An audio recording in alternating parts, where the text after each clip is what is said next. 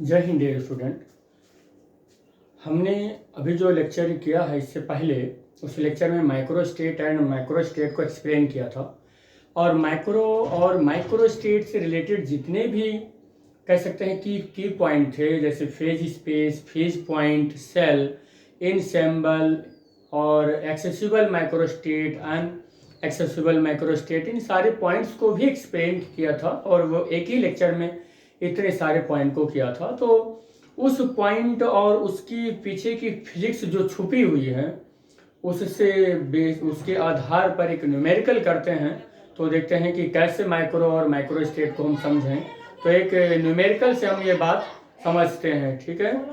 तो कैसे समझेंगे देखते हैं। यहाँ पर हम एक न्यूमेरिकल ले रखे हैं।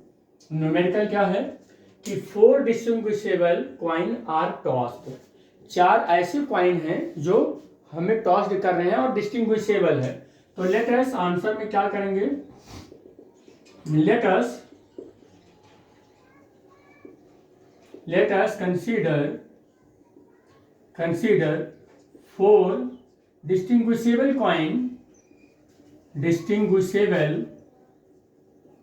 Coin A B C and D. ये हम मान लेते हैं कि ऐसे 4 कॉइन हैं, are tossed for a large number of time. और कितनी बार इसको टॉस किया जा रहा है? बहुत बार, large number of time. Write down the different micro state. कह रहा है कि उन 4 कॉइन्स को जब उछाला जाएगा लार्ज नंबर में, तो कह रहा है कि फिर आप उनका माइक्रो स्टेट बताइए क्या होगा, विच मे बी ऑब्जर्व्ड, जो आप ऑब्जर्व कर रहे हैं, and the micro state into which they would fall. और माइक्रो स्टेट भी बताना है, जितनी बार वो उछाला जाता है तो उसका माइक्रो स्टेट भी बताना है और मैक्रो स्टेट भी बताना है। राइट डाउन द प्रोबेबिलिटी, और उसकी प्रोबेबिलिटी भी हमको बतानी है, मोस्ट प्रोबेबल माइक्रो स्टेट की। प्रोबेबिलिटी किसकी बतानी है? मोस्ट प्रोबेबल स्टेट की बतानी है। प्रोबेबिलिटी डिस्ट्रीब्यूशन का फार्मूला भी आपको मालूम है। प्रोबेबिलिटी डिस्ट्रीब्यूशन का फार्मूला क्या है? प्रोबेबिलिटी डिस्ट्रीब्यूशन का फार्मूला है factorial n upon factorial r upon factorial n minus r into 1 upon 2 to the power n। तो मोस्ट प्रोबेबल स्टेट की तो यहीं से आ जाएगी, यहाँ से आएगा, लेकिन r नहीं मालूम हो पाएगा। r नहीं मालूम हो पाएगा तो यहाँ से नहीं आ पाएगा। r की वैल्यू हमें कैलकुलेट करनी पड़ेगी। तो चलो कैलकुलेट कर लेते हैं इस चीज को।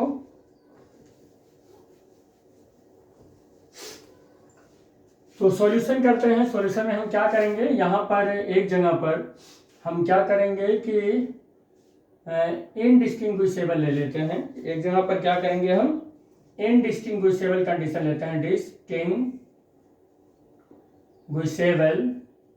तो इनडिस्टिंग्विशेबल में हम देख लेते हैं कितने हमारे पास मॉलिक्यूल हैं। 4 मॉलिक्यूल हैं। हाँ, 4 मॉलिक्यूल हैं हमारे पास। तो और वो कौन कौन से हैं? A B C D. तो इनडिस्टिंग्विशेबल में हम क्या करेंगे, ऐसे डब्बा बनाएंगे और 4 मॉलिक्यूल हमें रखना है। जब 4 मॉलिक्यूल रखना है, और कैसे रखना है देखिए, कह रहा है कि या हम कह सकते हैं कि देखो 2 हम यहाँ पर पार्टीशन क्यों बनाए हैं। जैसे 4 मॉलिक्यूल लिए, या 4 हमने क्या लिया है, क्वाइंस लिया है। क्या लिया है? 4 क्वाइंस लिया है, 4 डिस्टिंग्विशेबल क्वाइंस। तो एक क्वाइंस के पास या तो हेड होगा या तो टेल होगा। तो उसके 2 ही पॉसिबल कंडीशन होंगे, 2 ही पॉसिबल कंडीशन होंगे उसके। या तो क्या होगा कि चारों पर हेड आ जाए, या तो चारों पर हेड आ जाए, और एक पर भी क्या ना आए, एक पर भी हेड ना आए। यानी कि ये मतलब चारों पर हेड आए, चारों पर हेड आए, तो हेड आने की प्रोबेबिलिटी 4 की हो गई। समझ में आ रही है बात ना? तो अगर हम कहते हैं कि या तो चारों पर टेल आए, तो हम इसको ऐसे भी भर सकते हैं, ऐसे भी भर सकते हैं कि ये टेल आ जाए चारों पर और हेड ना आए, हेड ना आए। ऐसा भी हम उसको कर सकते हैं। और या तो फिर हम उसको कैसे अरेंज कर सकते हैं, कैसे अरेंज कर सकते हैं कि 2 पर हेड आए और 2 पर क्या आए, टेल आए। 2 पर क्या आए, टेल आए। तो ये एक ही कंडीशन मानी जाएगी, एक ही कंडीशन मानी जाएगी, या तो चारों पर हेड आए और चारों पर टेल आए, या तो फिर मैं ऐसा करता हूँ, हाँ ऐसा करता हूँ, 4 और 3 और 1 से लेकर चलता हूँ, 3 और 1, और फिर क्या लेकर चलेंगे कि फिर 2 और 2 हो जाएगा, और फिर एक कंडीशन बनेगी जिसमें हम रखेंगे 3 और 2 रखेंगे, और फिर एक कंडीशन बनेगी जिसमें हम 1 और 4 रखेंगे, 3 रखेंगे, 1 और 3 रखेंगे। हाँ, यही कंडीशन बन सकती है। तो ये कंडीशन बन जाएगी। हाँ देखो, ये यहाँ पर क्या हुआ, ये हमारे पास 4 वो हैं, 4 हैं, यहाँ 3 2 5 हो रहा था, 4 कॉइन है। तो क्या है, 3 और 3 और क्या हो जाएगा, 1 हो जाएगा। 1 2 3 और ये 4, और फिर क्या हो जाएगा, यहाँ पर क्या हो जाएगा फिर ये,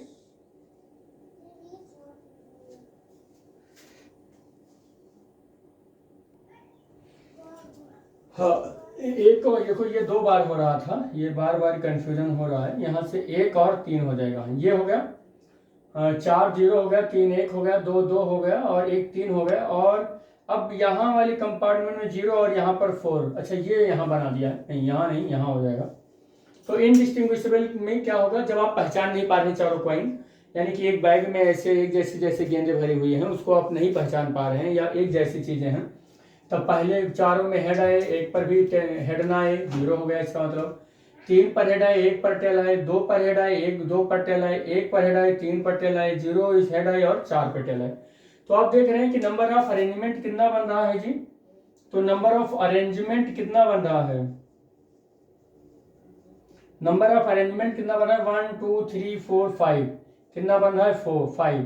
और आप नंबर ऑफ अरेंजमेंट को थोड़ा सा और ध्यान से देखेंगे तो नंबर ऑफ अरेंजमेंट आपके पास कॉइन कितना था, 4 और +1, इसका मतलब नंबर ऑफ कॉइन +1, इतने का अरेंजमेंट आ रहा है। इसकी अगर प्रोबेबिलिटी की बात करें, इसकी प्रोबेबिलिटी की बात करें तो प्रोबेबिलिटी हम कैसे डिफाइन करेंगे, जब तक हम यहाँ प्रोबेबिलिटी के बारे में बात करते हैं, हम यहाँ पर डिस्टिंग्विशेबल कंडीशन लिखते हैं, तब तक आप इसकी प्रोबेबिलिटी के बारे में सोचिए क्या होगा। और अब मैं यहाँ पर कंडीशन लिखने जा रहा हूँ, distinguishable condition. Distinguishable condition, distinguishable condition में इसके एनालॉगस देखिए क्या क्या बनेगा। अब हमारी जो यहाँ पर ब्लॉक है वो ABCD ऐसे बनेगा और इसमें 0 हो जाएगा, ये वाली कंडीशन बनेगा। हमने इसको पहचान लिया है, डिस्टिंग्विशेबल में हम पहचान लेते हैं, इनडिस्टिंग्विशेबल में नहीं पहचान पाते हैं। अब यहाँ वाले में क्या बनेगा, देखो इस वाले में 3 और इस वाले में 1, तो यहाँ पर क्या हो गया, ABC और क्या कंडीशन बनेगा, 1 में यहाँ पर D हो जाएगा, ABC और D हो जाएगा। और फिर क्या कंडीशन बनने वाला है, यहाँ पर मैं बना देता हूँ ये कंडीशन, तो ABC और ये D। फिर एक कंडीशन क्या बन जाएगा, एक कंडीशन ऐसा बन सकता है कि A हो जाए और B हो जाए, D हो जाए, तो A B और D हो जाए और यहाँ पर C आ जाए। फिर एक कंडीशन क्या बन सकती है कि A हो जाए और A हो जाए और B को अब हटा देंगे, B को हटाएंगे तो ADC और यहाँ पर B हो जाए। और फिर एक कंडीशन क्या बन सकती है कि DCB हो जाए और यहाँ पर A हो जाए। तो आप देख रहे हैं कि ABCD ABCD ABCD, ठीक है, ये कंडीशन। इसके एनालॉगस कितने कंडीशन बनेंगे, तो इसके एनालॉगस कितने, how many condition are valid, तो इसके लिए हम क्या करेंगे, A और B और C और D ऐसा भी बन सकता है। और क्या बन सकता है, ABCD, अब बन जाएगा AC और BD। अब क्या बन सकता है, अभी देखो AC और BD बनाया और AD और BC ऐसे बना सकते हैं। और क्या बनाएंगे,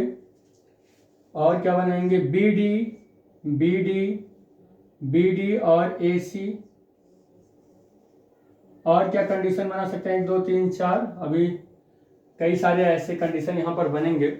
मैं इस तरीके से इसके 6 कंडीशन बनेंगे, 2 और 2 के।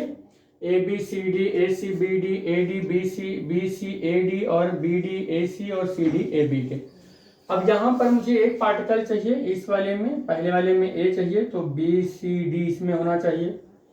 फिर कह रहा है इस वाले में हमें बी चाहिए तो ए और सी डी चाहिए, और फिर इसमें हमें सी चाहिए तो ए बी डी चाहिए, और फिर इसमें हमको क्या चाहिए, इसमें चाहिए हमको डी, तो ए बी और सी चाहिए। तो कुछ इस तरीके से हमारा ये वाला कंडीशन बनेगा। इस वाले में क्या हो जाएगा जी, इस वाले में क्या हो जाएगा कि कंपार्टमेंट में 0 होना चाहिए और ए बी सी डी सब इसमें होना चाहिए। तो ये सब डिस्टिंग्विशेबल कंडीशन है।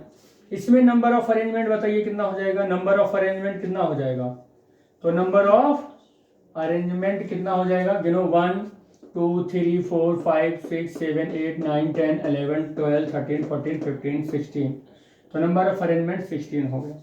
नंबर ऑफ मॉलिक्यूल कितना था, नंबर ऑफ मॉलिक्यूल कितना था बेटा, तो नंबर ऑफ मॉलिक्यूल जो था, या हम कह सकते हैं क्वाइन था, नंबर ऑफ क्वाइन कितना था, तो नंबर ऑफ क्वाइन मेरे पास कितना था, 4 क्वाइन टॉस किया गया था, 4 क्वाइन टॉस किया गया था।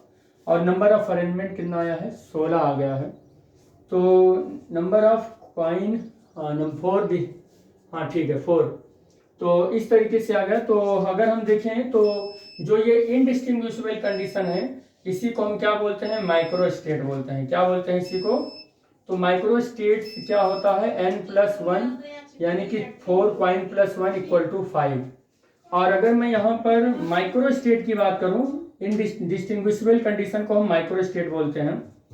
तो माइक्रो स्टेट की अगर बात करूँ तो माइक्रो स्टेट कितना होता है, 2 की पावर n होता है, 2 की पावर हम 4 लगा दें, यानी नंबर ऑफ क्वाइन लगा दें 2 की पावर, तो देखो 16 आ जाएगा, जो कि नंबर ऑफ अरेंजमेंट है, नंबर ऑफ अरेंजमेंट।